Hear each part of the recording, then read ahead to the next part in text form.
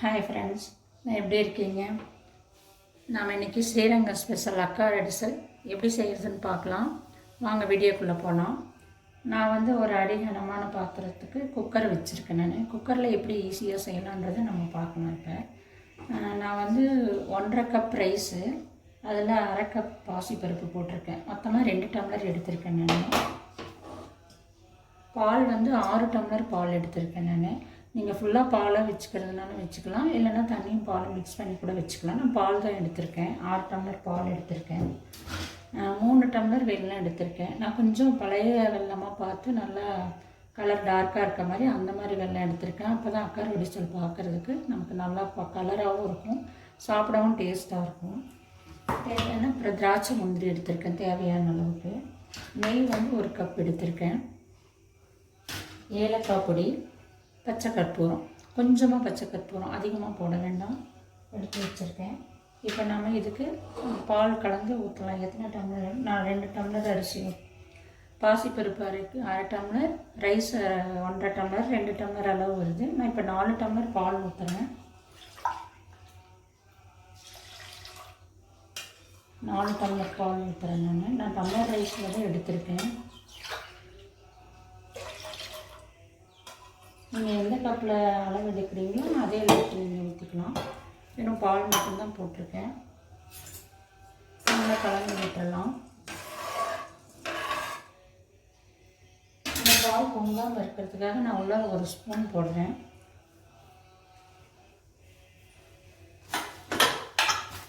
போட்டுட்டு இப்போ நம்ம மூடி வச்சுக்கலாம்.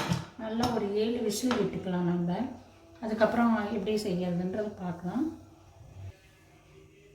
ஓகே ஃப்ரெண்ட்ஸ், இப்போ விசில் வந்துருச்சு. நான் 7 விசில் விட்டு இறக்கிட்டேன். இப்போ விசில் அடங்கிறதுக்குள்ளே நம்ம வெள்ளை பாகு காய்ச்சிட்டு வந்துடலாம். இல்லை பாகு காய்ச்சணுங்கிறது இல்லை, நீங்கள் வெள்ளத்தை கொட்டிட்டு ஒரு 1/2 டம்ளர் தண்ணி விட்டு கரைஞ்சால் போதும். வெல்லம் கரையிற அளவுக்கு நம்ம அதை நல்லா ஹீட் பண்ணி எடுத்துட்டு வந்துடலாம்.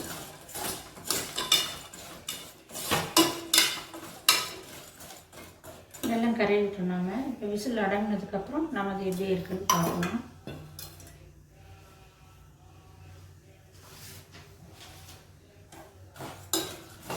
மார்கழின்னு சொன்னால் நமக்கு எப்படி ஒரு ஞாபகம் அப்படின்னா, அது மாதிரி நம்ம கூடாரவல்லையும் அக்கார வடிசலும் ரொம்பவே ஸ்பெஷல்.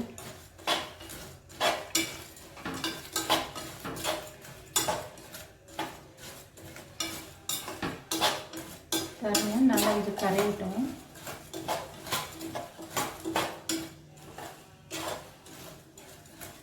நல்லா கரைஞ்சி வரட்டும். நம்ம அதை பாக பதத்துக்கு கொஞ்சம் ஹீட்டாகி நல்லா கரைஞ்சி வந்தாவே போதும். பாகாக வரணுங்கிற அவசியம் இல்லை. நான் 1/2 டம்ளர் தண்ணி தான் ஊற்றினேன். உங்களுக்கு ஸ்வீட் நிறைய வேணும் அப்படின்னாக்கா நீங்கள் இன்னொரு 1/2 டம்ளர் வெல்லம் கூட சேர்த்துக்கலாம். நான் வந்து 3 டம்ளர் தான் போட்டிருக்கேன். கொஞ்சம் ஸ்வீட் கம்மியாக வேணும்ட்டு நீங்கள் இன்னும் கொஞ்சம் 1/2 டம்ளர் சேர்த்து கூட போட்டுக்கலாம். ஓகே ஃப்ரெண்ட்ஸ், வெள்ளை பாகு நல்லா கரைஞ்சிருச்சு. நல்லா வந்து கரைச்சி எடுத்துருக்கோம். வந்து இது இப்படியே ஆறட்டும்.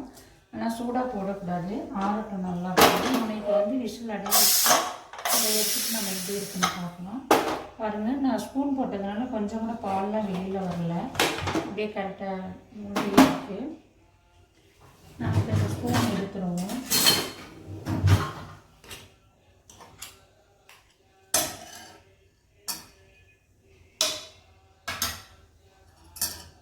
ஸ்பூனை எடுத்துகிட்டு இதை நம்ம நல்லா மசிச்சு விட்டுக்குவோம். ஃப்ளேமில் வச்சுட்டு நல்லா இதை மசிச்சு விட்டுக்குவோம். மசிச்சுட்டு நம்ம மீதி பால் இருந்துச்சு இல்லையா, 2 கப் பால், அது பூராத்தையும் ஊற்றிடலாம். இப்போது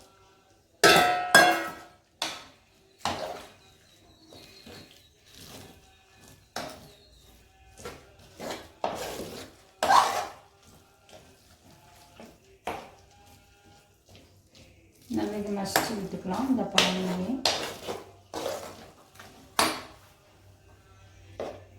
இது நல்லா பாலெல்லாம் விட்டு கலந்து விட்டாச்சு. மீதி இருந்த அந்த பாலெல்லாம் கொடுத்து நான் கலந்து விட்டுட்டேன்.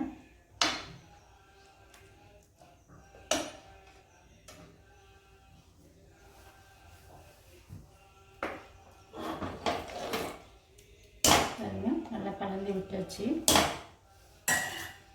இப்போ நாம் இந்த வெள்ளைப்பாகை இதில் ஊற்றிக்குவோம். வடிகட்டிக்கலாம். மணல்லாம் கொஞ்சம் இல்லாமல் இதை அப்படியே வடிகட்டி நம்ம இதில் சேர்த்துக்கலாம்.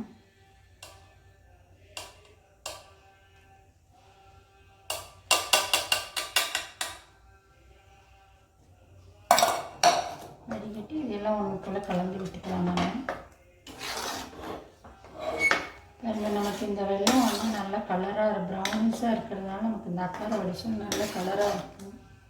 பார்க்கறதுக்கு நல்ல ஒரு ஃப்ளேவர் நல்லாயிருக்கும். இது இப்படி இருக்கட்டும். நம்ம இப்போ வந்து திராட்சை முந்திரி வந்து தாளித்து போட்டுக்கலாம்.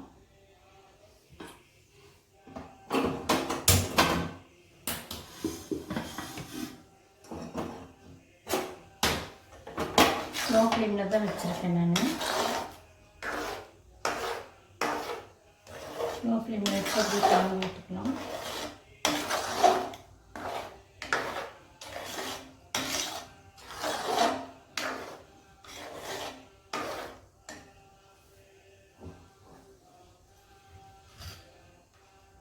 ஒரு ஸ்பூன் நெய் போடுறதுக்கு திராட்சை முந்திரி பண்ணுறதுக்கு.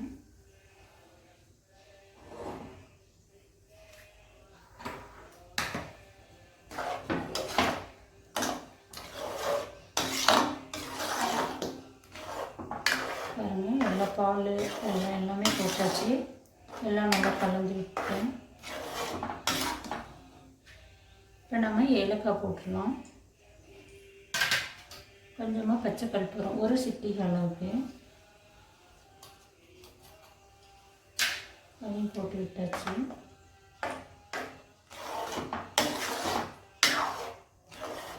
நல்லா கலந்து கொடுக்கலாம்.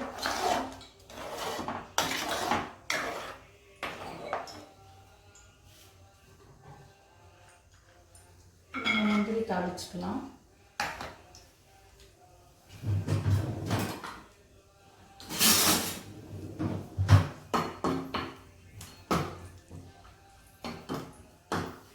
முந்திரி நல்லா செவந்ததுக்கப்புறம் திராட்சையும் போட்டு தாளித்து போட்டுடலாம்.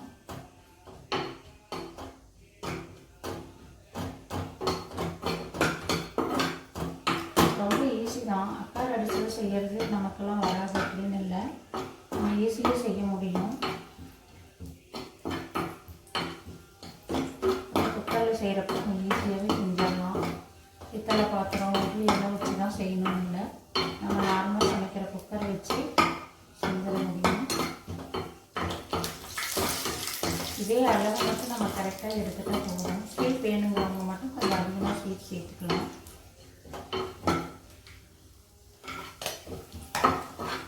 திராட்சை போட்டு தாளித்து போட்டுக்கலாம்.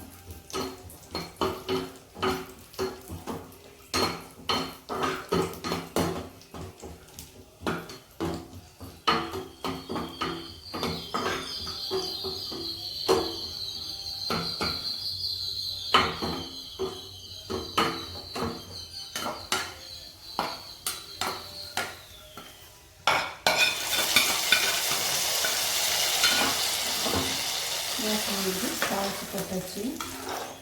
நல்லா கலந்து விட்டுக்கலாம். இப்போ நெய் விடலாம். நம்ம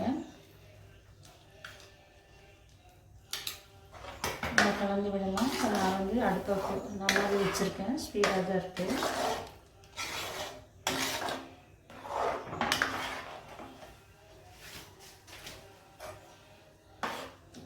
ஆண்டாள் தாயார் திருப்பாவை 27வது பாசுரத்தில் கண்ணனோட அருளை வேண்டி தன்னை திருமணம் செய்துக்கிட்டா கள்ளழகருக்கு இந்த அக்கார அடிசலும் வெண்ணையும் சமர்ப்பணம் பண்ணுறத வேண்டி கண்ணனை அடைஞ்ச பிறகு பின்னால் அதை ராமானுஜர் வந்து நிறைவேற்றினார் அப்படின்னு ஒரு புராணம் இருக்குது.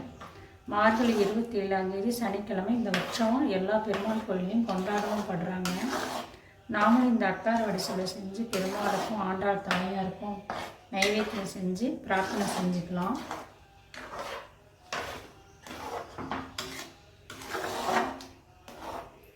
அவ்வளோதான் ஃப்ரெண்ட்ஸ், நான் அந்த நெய் பூராத்தையும் போட்டுறேன்.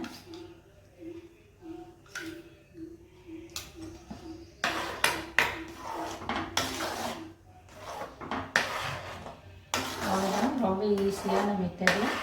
நம்ம இந்த அக்கார அரிசியில் செஞ்சுட்டோம். ஓகே ஃப்ரெண்ட்ஸ், இதை நம்ம ரங்கனுக்கு படைச்சி நம்ம பிரார்த்தனையை நிறைவேற்றிக்கலாம். ஓகே, நம்ம நெக்ஸ்ட் வீடியோவில் பார்க்கலாம். நீங்களும் இதை ட்ரை பண்ணி பாருங்கள்.